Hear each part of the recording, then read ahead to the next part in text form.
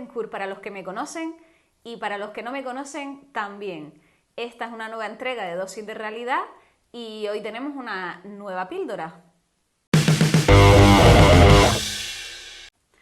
Y ahora supongo que viene la parte en la que les digo que si les gusta el contenido del canal, me sigan, le den a like y le den a la campanita para que les avisen cuando suba cositas nuevas. Es así, ¿verdad? Sí, creo que es así. Y ahora, para los que hayan llegado nuevos, les recuerdo que nuestras píldoras aquí en Dosis de Realidad son historias que me han contado personas, que me han enviado personas y que a las que les gustaría mantener el anonimato, pero creen que sus historias pueden ser interesantes y que merecen ser contadas. En este caso, pues por mí misma.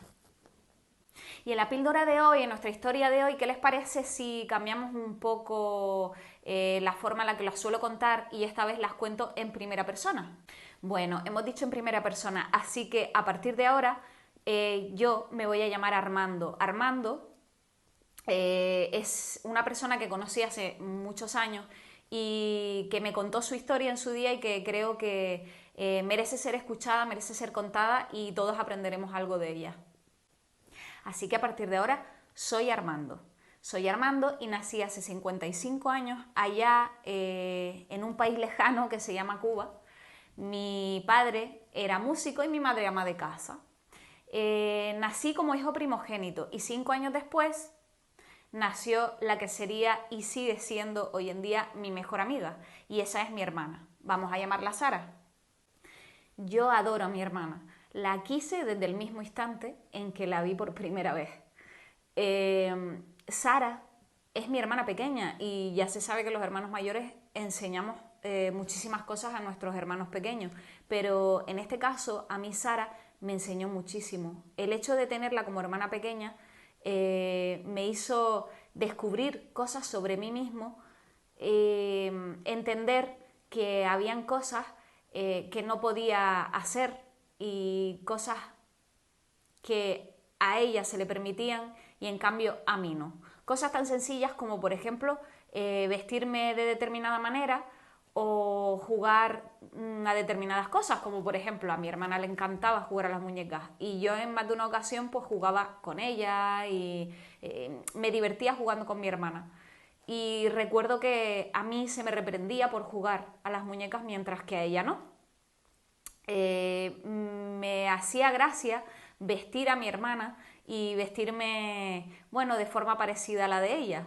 Por ejemplo, con lazos en el pelo o coger la falda de mi madre, y yo notaba que, bueno, que a mí no se me permitía, mientras que si mi hermana lo hacía, pues no había ningún problema.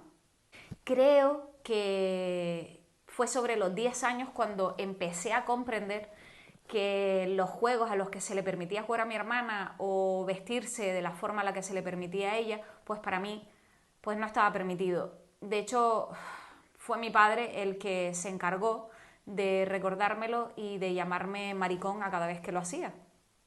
Hay muchas palabras en Cuba para definir a un homosexual masculino, pero creo que la de maricón era la preferida de mi padre, entre otras, ¿no? Como yegua, por ejemplo, también es otra palabra que solía emplear y que yo al principio no acababa de entender, hasta que entendí que yegua y maricón era lo mismo. Para mi padre, yo siempre fui, bueno, el hijo que un hombre como él pues no le hubiese gustado tener. Se encargaba de recordármelo cada 2 por 3, evidentemente, humillándome y hablándome, bueno, pues de forma que entendiera que yo no era lo que él siempre había deseado como hijo varón. Lo cierto es que yo solo podía ser como quería ser y como era de verdad cuando estaba a solas con mi madre y con mi hermana. Cuando estábamos a solas los tres no había ningún problema. Yo podía vestirme, hablar, moverme como quisiera y ser quien era de verdad, hasta que escuchaba la llave en la cerradura de la puerta y llegaba mi padre de trabajar. Entonces yo dejaba de ser la persona que era de verdad para transformarme en el niño que él esperaba y quería tener.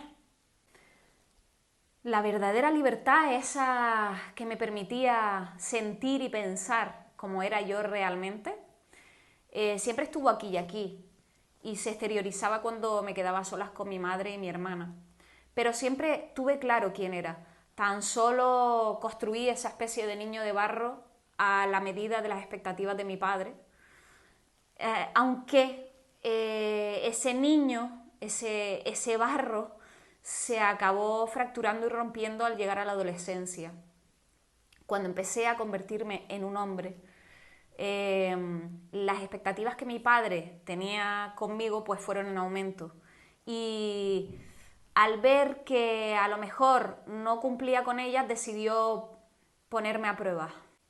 El día en que mi padre llegó con una prostituta, creo que no mucho mayor que yo, que en aquella época debía de tener unos 15 años, él llegó con ella de la mano para dejarnos a solas en una de las habitaciones de mi casa, mientras mi madre y mi hermana no estaban.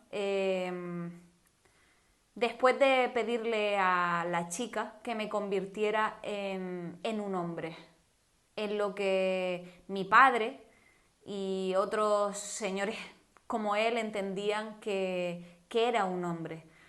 Había llegado el momento de demostrar todo lo macho que era, acostándome con aquella chica que él mismo se había encargado de pagar.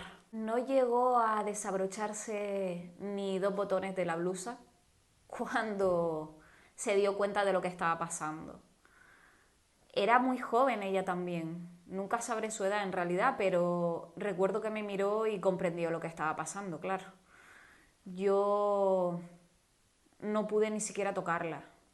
En realidad tuve que aguantarme las ganas de llorar y lo único que pude hacer fue pedirle perdón por no poder hacer lo que se esperaba de mí y decirle que no iba a poder acostarme con ella, básicamente.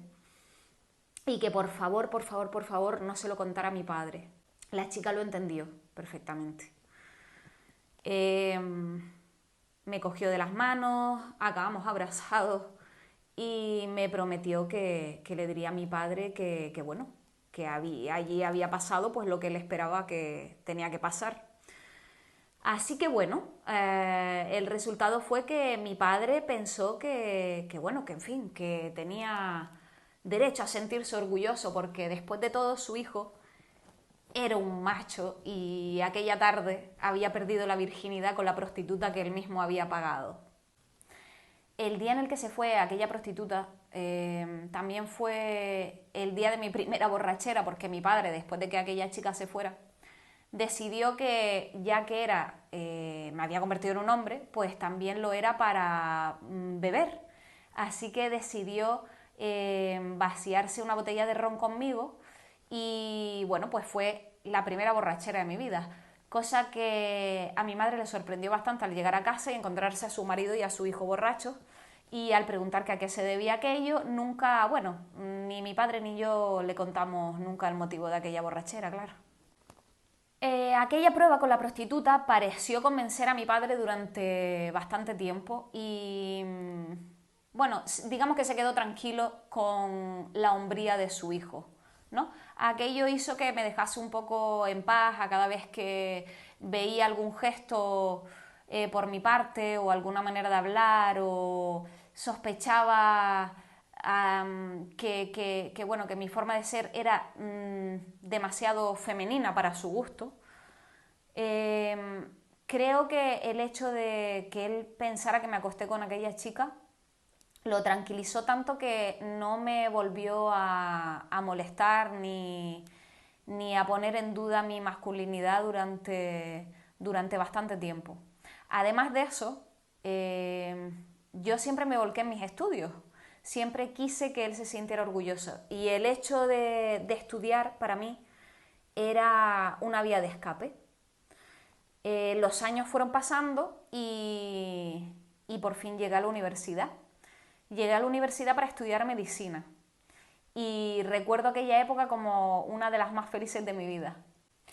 Bueno, la felicidad terminó al recibir una carta en la que, bueno, mi país me instaba a incorporarme a filas, ¿vale? Por así decirlo.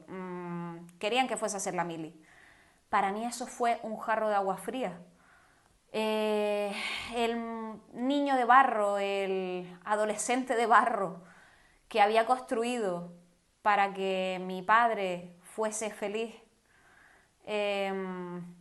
yo pensé que si llegaba a ser el servicio militar, aquella figura de barro no aguantaría mucho tiempo. Y no puedo hablar de la universidad sin hablar del que fue mi primer amor. Allí conocí al hombre que me hizo muy, muy feliz durante el tiempo que pudimos pasar juntos y el que de alguna manera siempre he dicho que me salvó la vida. En mi hombro izquierdo está la prueba de que esa persona, mi primer amor, me salvó la vida. Ese chico me salvó la vida porque, bueno, él ya llevaba un par de años más que yo en la Facultad de Medicina y cuando recibimos aquella carta, por no alargarlo demasiado, tan solo diré que pensamos en una solución, en cómo podría yo librarme de aquello, ¿no? Y bueno, encontramos la solución en fingir un accidente y en una falsa operación. El falso accidente básicamente lo fingí de cara a mi familia también. Mi padre tenía que tener una explicación convincente para que yo no fuese a cumplir con su amado país. Y bueno, básicamente me inventé un accidente, nos inventamos un accidente y el que era mi pareja, mi primer amor, realizó una falsa cirugía en mi hombro izquierdo en el que todavía se puede apreciar esa cicatriz y que me salvó de ir a la mili, porque además de la falsa operación realizó un informe y demás explicando que estaba incapacitado para ir al servicio militar. Así que siempre he dicho, siempre que cuento mi historia digo bueno, que él básicamente me salvó la vida y sigo estando convencido de eso. Bueno, luego surge la oportunidad de venirme aquí a España. Un familiar muy cercano tenía la nacionalidad española, entonces eso me facilitó mucho las cosas a la hora de venirme a vivir aquí a España y así lo hice.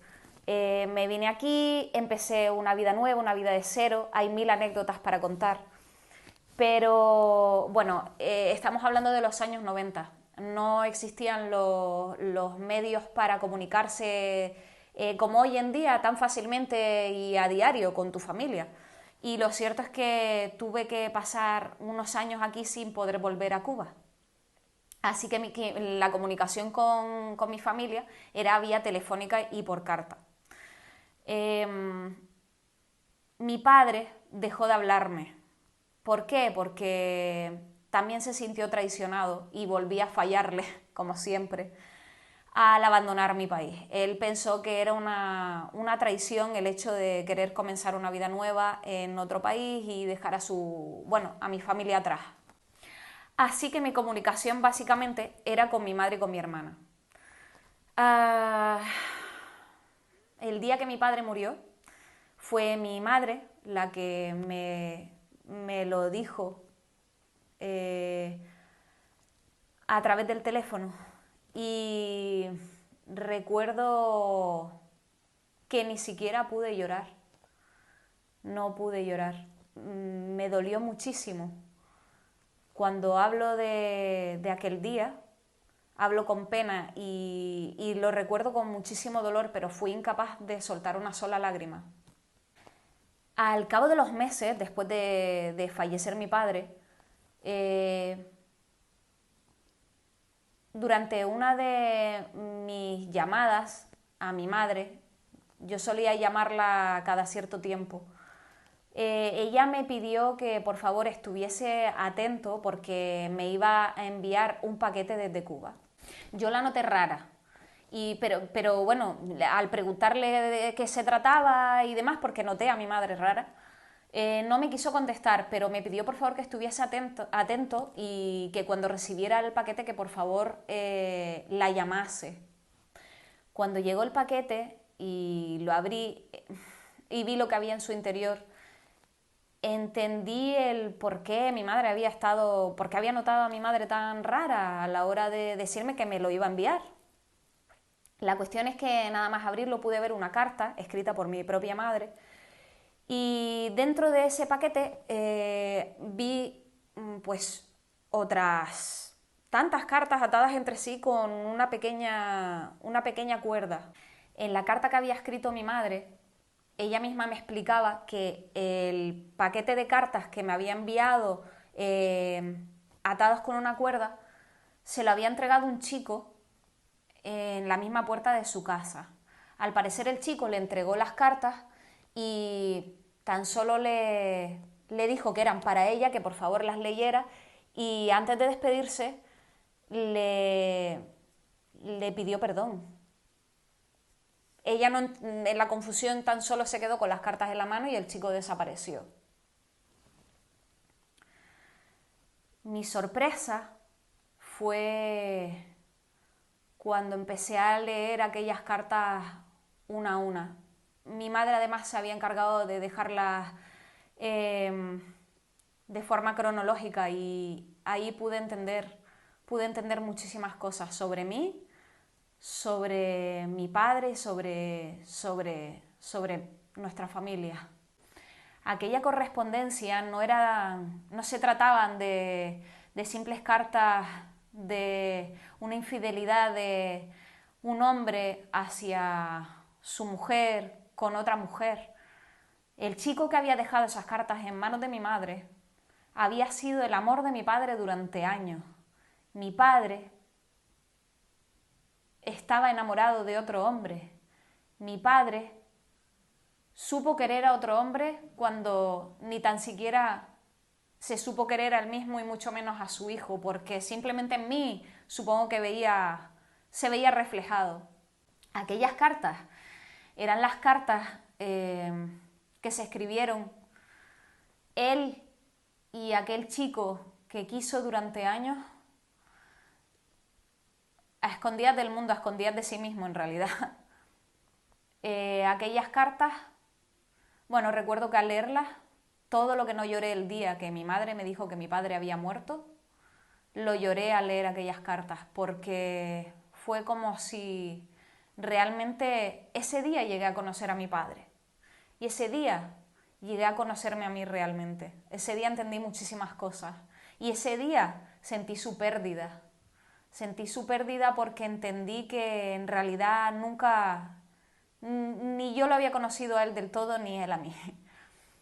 Lloré también por el dolor de mi madre, lloré por todos esos secretos, por toda esa vida de mentira.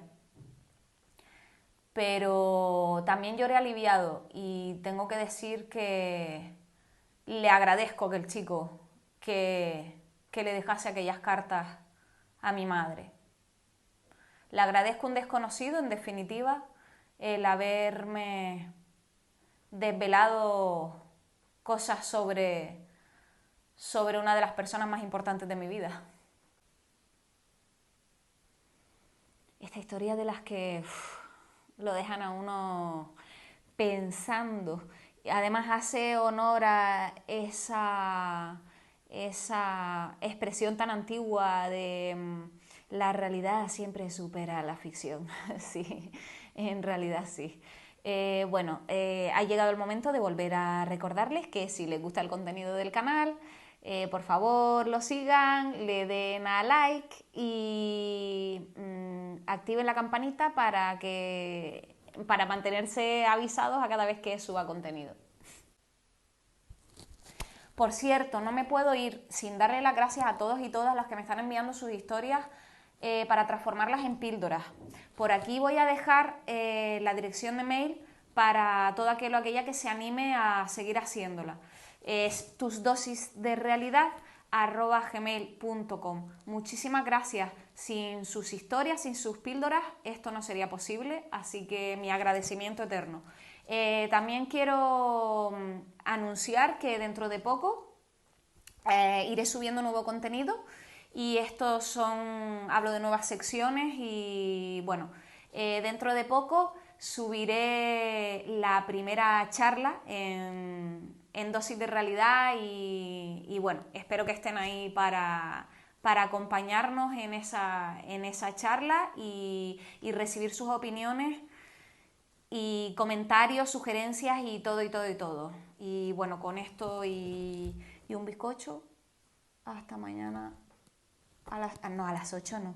No sé a qué hora será, pero hasta la próxima y gracias por todo.